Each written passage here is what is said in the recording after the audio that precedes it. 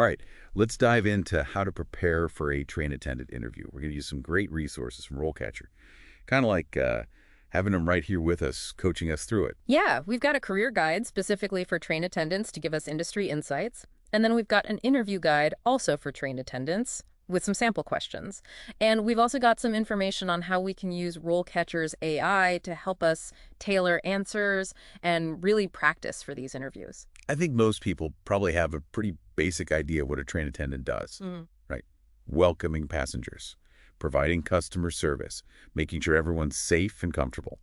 But let's dig into what the interviewers are really going to want to know from YU. Yeah. They want to know how you think on your feet. How do you deal with some of those tough situations that inevitably will come up? Are you really cut out for this job? So the interview guide gives us 9 really good sample interview questions to look at. And we're going to go through those.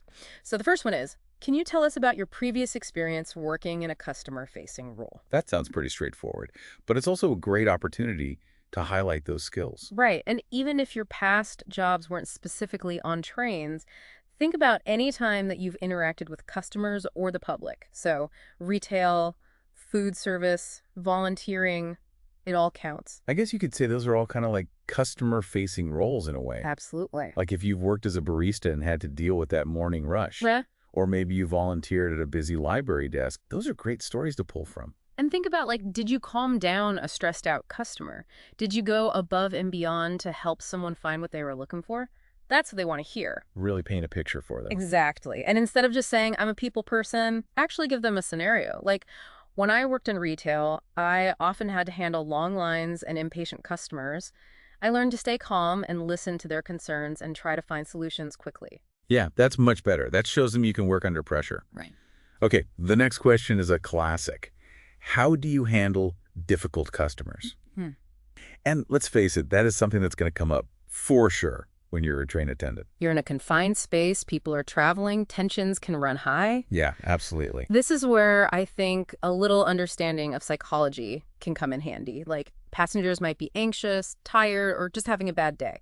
If you can recognize those emotions, you'll be better at de-escalating the situation. And the interview guide suggests using the STAR method. You know, situation, task, action, result. So set the scene. Describe the challenge. Talk about what you did and what the positive outcome was. Right. So let's say a passenger is really upset because their train is delayed. You could say, once a passenger was incredibly upset about a weather delay, they were worried about missing a connecting flight. So I calmly explained the situation, apologized, and offered to help them find other options. And we actually found a later flight that worked for them, and they were very relieved. Yeah, that shows that you can problem solve. And D, that you can keep calm in a stressful situation. Okay, question number 3. How do you prioritize tasks when working on a train? You might be serving snacks, helping with luggage, making announcements, all while keeping an eye on safety. It's a lot to juggle, for sure. It is. So the interviewer wants to know, do you have a system? Do you prioritize by urgency? By passenger need? However you do it, just explain that clearly and give a good example. Like you could say something like, I always put safety first. Then I prioritize passenger needs. And then after that, I move on to any operational tasks. So if someone needs medical attention, that obviously comes first. Then I'd focus on things like helping with luggage or finding seats. And once those are taken care of, then I can get to things like serving drinks or making announcements. That's great. That shows that you can think on your feet and make those quick decisions in the moment. Okay, question 4 is, how do you ensure the safety of passengers on board the train? They want to know that you're not just going through the motions. You're genuinely safety conscious. So it's not enough to just say, I follow all the rules. Right.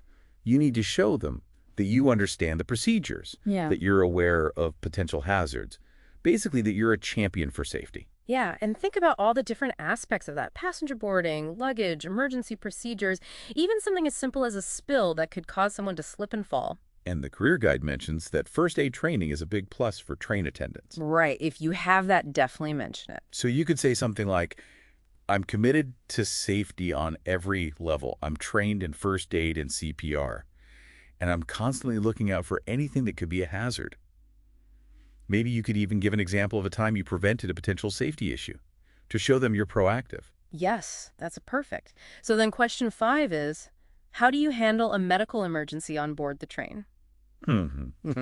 This one might sound a little intimidating. Oh, yeah. But just try to stay calm and show them that you can think clearly and act fast. Right. They want to hear about what you know about medical protocols. But they also want to see that you can stay level-headed under pressure. And the interview guide says to use specific examples here if you can. Like, have you ever had to give first aid? Or help someone in a medical situation? If you don't have any personal experience to draw on, just walk them through your thought process. Like, if a passenger needed medical attention, I'd immediately assess the situation. Follow the train's emergency procedures, call for assistance, and stay with the passenger until help arrived. That shows you're prepared and ready to act in an emergency. Okay, let's move on to something a little more upbeat. How do you ensure that passengers have a positive experience on board the train? Now, this is where your customer service skills really shine. Right. And it's not just about being polite. It's about anticipating needs, offering information, really going above and beyond. Those little things can make a journey memorable. And the interview guide again suggests sharing specific strategies that you use and stories about times you went the extra mile for a customer. Or maybe how you dealt with a difficult complaint and turned it into a positive experience. So for this one, you could say, I believe in making every journey as enjoyable as possible for the passengers.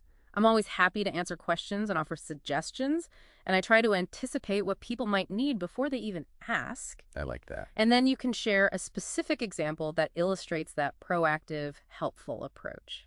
Perfect. Okay, now for another potentially challenging situation. How do you handle a situation where a passenger is causing a disturbance or being disruptive? It happens, unfortunately. It does. So the interviewer wants to know that you can keep things under control and maintain safety for everyone. And the key here is de-escalation, right? Okay. You want to show them that you can handle these situations calmly and professionally. And if you've had any conflict resolution training, definitely mention that here. And the interview guide suggests walking them through a hypothetical scenario. Right, so you could say something like, if a passenger was being disruptive, I'd first try to de-escalate the situation. Speak to them calmly, explain the rules, and if the behavior continued, I'd follow the proper procedures, which might involve contacting the conductor or security. That shows that you're prepared to handle things if they escalate. Okay, now question 8. How do you ensure that you are meeting all safety and regulatory requirements on board the train? So this one's all about demonstrating that you're not just following the rules blindly, you understand why they exist, and you're committed to compliance. But it's also about showing that you're staying up to date on those regulations. Right. Mention any specific training you've had and highlight your knowledge of the protocols. You could say something like, I take compliance very seriously. I'm familiar with all the regulations and I make sure to follow them carefully. I also make it a point to review the procedures regularly, and I attend any necessary training to stay informed about any updates. Excellent. That shows you're really dedicated to safety. All right, last question in this set. How do you handle a situation where a passenger has lost their belongings? Now, this one might seem a little less serious compared to medical emergencies, Right.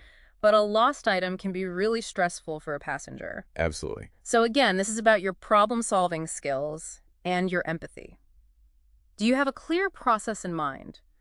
Have you ever dealt with lost property before? Just walk them through the steps you would take to try to find the item and how you would keep the passenger informed along the way. So you could say, if a passenger reported a lost item, I'd first ask them to describe it, then I'd check the lost and found, and then start a search of the train. I'd also contact the previous station to see if maybe the item was turned in there, and of course I'd keep the passenger updated throughout the whole process. That shows that you're on top of it Wow. and that you care about the passenger experience. Okay, before we move on to career paths and how RoleCatcher can help you with its AI, let's take a breath and let that all sink in. That was a lot of great information. But we've got even more to come, including how you can use RoleCatcher to really nail those answers. So stick with us. We'll be right back. We're back and ready to keep going. We just talked about all those interview questions, but practice makes perfect, right? Absolutely, and that's where RoleCatcher's AI features can really come in handy. It's like having a personal coach who can analyze your responses and give you feedback and help you really tailor them to the specific job you're going for. Let's start with that CV resume builder. That first impression is so important. Definitely your resume has got to grab their attention. And it's not just about listing your past experience. You have to highlight those skills and keywords that hiring managers are really looking for. And RoleCatcher's AI can help you do that. So I upload my resume, And then, you upload your resume, and the AI analyzes the job description that you're targeting yeah, and helps you figure out what really needs to stand out. so like a secret weapon, making sure you're speaking their language. Now, what about those interview jitters? I always get so nervous and tongue-tied. Well, that's where the interview practice feature can help. RoleCatcher has a huge library of practice interview questions, over 120,000 of them. And you get personalized feedback from the AI on your answers. The content, your delivery, even your body language. Whoa, it can analyze your body language too. It can. It can tell you if you're fidgeting too much, if you're making good eye contact, all those little nonverbal cues that can really make a big difference. So it's having a virtual mock interview, but with an AI coach who can pick up on all those things we might miss. It's amazing for building your confidence before the actual interview. So we've talked a lot about acing the interview, but what about after you get the job? What are the career paths for a train attendant? Well, the career guide we talked about actually maps out 3 different career stages: entry level, intermediate level, and senior level. So at the entry level, you're kind of learning the ropes, right? Greeting passengers, providing information, serving refreshments, making sure everyone is safe. Yeah. Where do you go from there? Yeah. So as you gain experience and prove yourself, you can move up to that intermediate level. You might start training new attendants, taking on more responsibility for passenger services, maybe even handling some of those more complex situations that we talked about earlier. And if you really want to move up, there's the senior level. Imagine being in charge of the whole train operation. Setting those service standards, managing the team of attendants, even developing training programs. The career guide gives some really interesting examples, like implementing new service standards that really go above and beyond for passengers, or designing new training programs for your team. It sounds like a chance to have a big impact. And it is. So there's definitely a lot of room to grow within the company. But what if you want to explore other career paths? What other opportunities could this role open up? Well, think about all the skills you develop as a train attendant. Customer service, problem solving, communication, conflict resolution. Those are valuable in tons of fields. You could move into a customer service management role, maybe even within the train company, or look into hospitality, tourism, even event planning. Exactly. It's about recognizing those transferable skills and how they can open doors for you. You know, speaking of new possibilities, Yeah. I was thinking about how technology is changing so rapidly and how that must be affecting the train industry too. Oh, absolutely. We're seeing innovations in ticketing systems, passenger assistance, safety protocols, even onboard entertainment. But how is all that going to affect the role of a train attendant specifically? That's a great question. That's something to think about as you're starting this career. Like, will technology replace certain tasks? Will it create brand new ones that we can't even imagine yet? How is it going to change the way train attendants interact with passengers? Right. Maybe there will be AI-powered systems that answer passengers' questions, so the train attendants can focus on more complex issues. Maybe. Or smart sensors that can monitor the passenger flow and alert attendants to any potential safety hazards. It's exciting to think about. It is. It's all about adapting and evolving. Right. So as you're starting out on this career path, stay curious and keep learning. And don't be afraid to embrace those new technologies. And RoleCatcher can help you stay ahead of the curve with all of its constantly evolving AI features. We've covered a ton of information today, but before we wrap up, we've got a few bonus tips to share in part 3, so stay tuned. And we are back for the final part of our deep dive on prepping for that train attendant interview. We've talked about those tough questions, the career paths, and even how technology is going to impact this role in the future. But let's wrap up with a few last-minute tips that can give you that extra edge. Yeah, like first impressions, those are huge, right? Absolutely. Even if it's a virtual interview. You want to dress professionally. Definitely shows that you're serious about the job. And don't forget about enthusiasm. Yeah. A genuine smile and a positive attitude can go a long way. Definitely. Let them see your passion for the role and the industry. It's body language, right? I know that's important in person, but what about on camera? It's still important, even on camera. Make eye contact. Sit up straight. Project confidence. You'll appear much more engaged and approachable. Okay, good to know. Anything else? Oh, yeah. Have a few questions prepared to ask the interviewer. Shows that you're curious and that you've done your homework. Like what? Oh, you could ask about the company culture. Training opportunities. What does a typical day look like for a train attendant? Those are all really good questions. And it'll help you decide if this is really the right fit for you. Right. Oh, and one more thing. Always send a thank you note after the interview. Oh yeah, good point. It's a small gesture, but it reinforces your professionalism and shows that you're truly interested in the position. Well, I think we've given everyone a lot to think about today.